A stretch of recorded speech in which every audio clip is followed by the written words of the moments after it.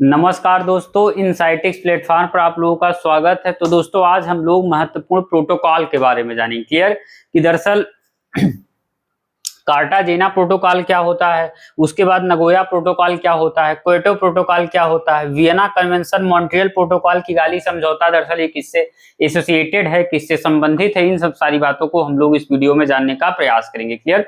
कई बार एग्जामों में, जैसे यूपीएससी के एग्जामों में, यूपीपीसीएस के एग्जामों में जैसे स्टेटमेंट बेस्ड क्वेश्चन पूछा जाता है और हमको मतलब हम लोगों को थोड़ा सा आइडिया नहीं रहता, इसीलिए हमारे स्टेटमेंट बेस्ड क्वेश्चन जो है क्या हो जाते हैं, गलत हो जाते हैं।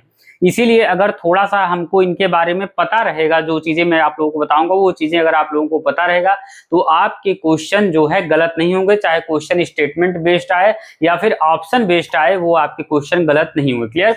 तो मैं जो बताऊंगा उस चीज पर फोकस रखिएगा। क्लियर। तो आइए दोस्तों, बिना टाइम वेस्ट किए हम लोग सारी चीजों को समझने का प्रयास करते हैं। क्लियर।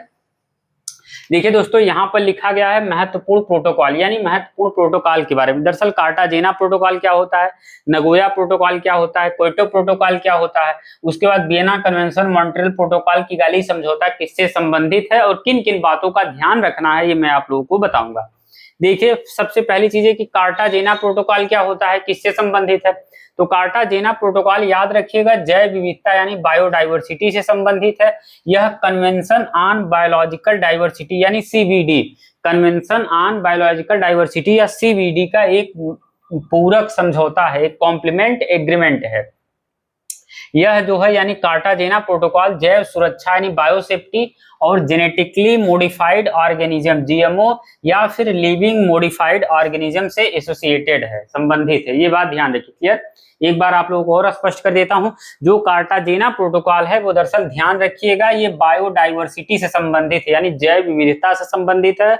और यह कन्वेंशन ऑन बायोलॉजिकल डाइवर्सिटी यानी सीबीडी का एक पूरक समझौता है, एक कॉम्प्लीमेंट एग्रीमेंट है।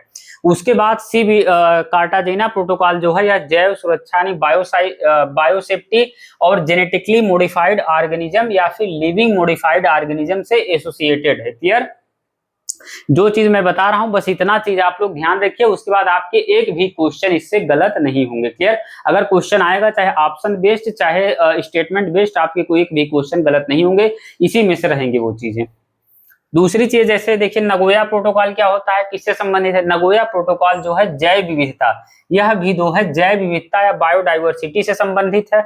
यह भी कन्वेंशन ऑन बायोलॉजिकल डाइवर्सिटी यानी कुल मिला के CBD, convention on biological diversity या सीबीडी के तहत एक पूरक समझौता है, एक कॉम्प्लीमेंट एग्रीमेंट है। क्लियर। उसके बाद यह जेनेटिकली रिसोर्सेस, यह जो है जेनेटिक रिसोर्सेस के उपयोग से होने वाले जो लाभ होते हैं उसको उचित और न्यायसंगत तरीके से जो है साझा करना, किस तरीके से शेयर करना। कुल मिला के समझिए, जो जेनेटिक रिसोर्सेस होते हैं उसको जब कुल मिला के बेचा जाता है या वो किया जाता है तो उसको किस तरह, उससे जो होने वाले प्रॉफिट है, जो लाभ होते हैं उसको किस तरीके से बांटा जाएगा, साझा किया जाएगा, इसके बारे में बताया गया है नगोया प्रोटोकॉल। आप लोगों को पता होगा नगोया कहाँ है, नगोया जापान में है, यह भी पता हो। कार्टाजेना कहाँ है, कार्टाजेना भी जापान में, ये बात ध्यान रखिए। क्लियर। तो एक बार नगोया प्रोटोकॉल के बारे में और समझ लेते हैं। नगोया प्रोटोकॉल किससे संबंधित है, तो बायोडाइवर्सिटी यानी जैव विविधता से संबंधित है। यह भी नगोया प्रोटोकॉल भी कन्वेंशन ऑन बायोलॉजिकल डाइवर्सिटी यानी सीबीडी के तहत एक पूरक समझौता है, एक कॉम्प्लीमेंट एग्रीमेंट है। उसके बाद नगोया प्रोटोकॉल जेनेटिक रिसोर्सेस के उपयोग से होने वाले लाभों को उचित और न्यायसंगत तरीके से साझा करने से संबंधित है। किस तरीके से जेनेटिक रिसोर्सेस का जैसे यूज होता है, उपयोग होता है, उसकी खरीद बिक्री होती है, तो उससे जो प्रॉफिट होते हैं, लाभ होते हैं, उसको साझा करना, उसको बांटना, इसके बारे में कहा गया है किसमें, नगोया प्रोटोकॉल में। यह बात ध्यान रखिएगा।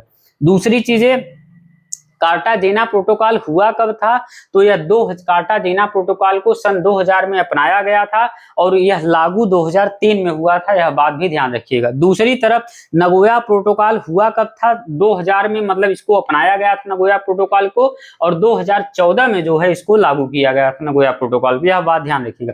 दूसरी चीज है, नगोया प्रोटोकॉल में एक चीज और है कि दरअसल बायोपायरेसी को रोकना इसका मेन टारगेट है। बायोपायरेसी मतलब जैव चोरी, किस तरीके से, कुल मिला के समझिए जो जीएम वगैरह होती है ना, जेनेटिकली मॉडिफाइड वाली चीजें, उसको किस तरीके से, उसको चोरी को रोकना इसका मेन टारगेट है। क्लियर। अब तीसरी चीज देखिए, क्योटो प्रोटोकॉल किससे संबंधित है, क्या है क्योटो प्रोटोकॉल, कुल मिला के समझिए यह दरअसल ग्रीन हाउस गैसों के उत्सर्जन, ग्रीन हाउस गैसों के इमिशन से रिलेटेड है, यह बात ध्यान रखिएगा। क्योटो प्रोटोकॉल ग्रीन हाउस गैसों के उत्सर्जन से संबंधित है, तो इतना पता होना चाहिए। दूसरी चीजें, क्योटो प्रोटोकॉल यूएनएफसीसीसी यानी United nation framework convention on climate change का एक पार्ट है, एक हिस्सा है, यह बात भी ध्यान रखिएगा। क्लियर। उसके बाद क्योटो प्रोटोकॉल जलवायु परिवर्तन यानी क्लाइमेट चेंज से एसोसिएटेड है, यह बात भी ध्यान रखिएगा। दूसरी तरफ क्योटो प्रोटोकॉल को 1997 में अपनाया गया था, 2005 में लागू किया गया। और देखिए क्योटो प्रोटोकॉल का मेन टारगेट्स क्या है, उद्देश्य क्या है कि विकसित देशों द्वारा जो ग्रीन हाउस गैसों को एमिट किया जा रहा है, उत्सर्जन किया जा रहा है, उसको कम करना। कुल मिला के देखिए जो इस समय डेवलप्ड कंट्रीज हैं जैसे अमेरिका हो गया, और कुल मिला के ब्रिटेन, फ्रांस, जर्मनी, जो पश्चिमी यूरोपियन कंट्री हैं, उनको कुल मिला के जो इमिशन कर रहे हैं, कार्बन का इमिशन कर रहे हैं, उनको कंट्रोल करना, नियंत्रित करना, इसके बारे में किसमें कहा गया है, क्योटो प्रोटोकॉल में।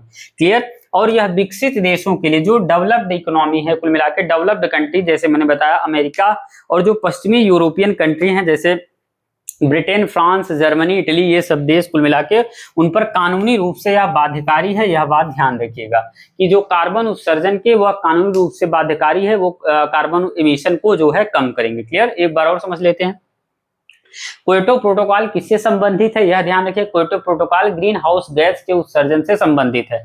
उसके बाद क्योटो प्रोटोकॉल यूएनएफसीसीसी यानी United nation framework convention on climate change का एक पार्ट है, एक हिस्सा है। और उसके बाद क्योटो प्रोटोकॉल जलवायु परिवर्तन यानी क्लाइमेट चेंज से संबंधित है। क्लियर। उसके बाद क्योटो प्रोटोकॉल 1997 में अपनाया गया था, 2005 में इसको लागू किया गया था। दूसरी तरफ इस क्योटो प्रोटोकॉल का उद्देश्य क्या है कि विकसित देशों द्वारा जो ग्रीन हाउस गैसों का एमिशन किया जा रहा है, उत्सर्जन किया जा रहा है, उसको कम करना, और विकसित देशों के लिए कानूनी रूप से लीगली बाइंडिंग है, याद रखिएगा।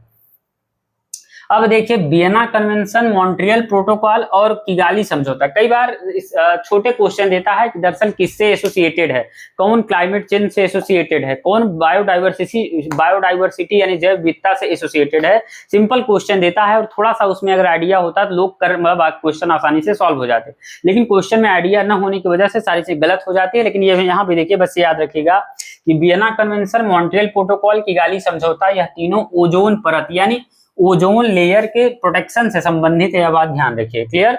Vienna convention, Montreal protocol, Kigali समझौता ओजोन परत के संरक्षण से संबंधित है, ओजोन लेयर से संबंधित है। क्लियर। ओजोन लेयर डिप्लेशन के संरक्षण से संबंधित है कुल मिला के। क्लियर।